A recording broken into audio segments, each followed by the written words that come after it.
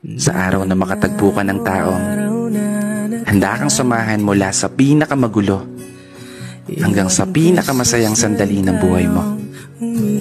Huwag mo nang pakakawalan.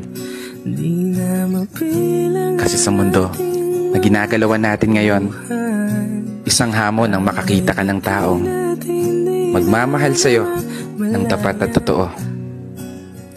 Taong maituturing mong palagi. Oo, palaging mananatiling sa'yo.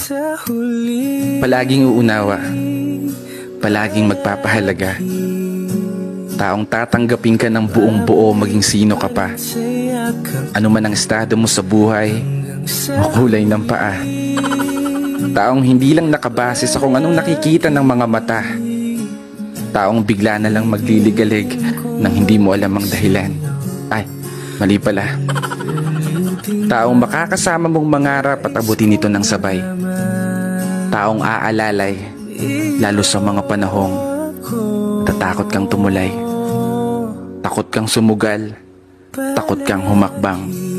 Pinanghihinaan ng loob sa pagkakataong hindi umuugnay ang mga plano at gusto sa pag-ikot ng mundo.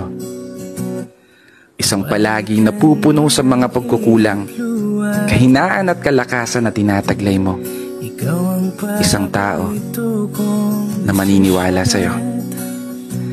Isang tao na palaging magpapaalala na kaya mo, na magagawa mo abutin ng tagumpay.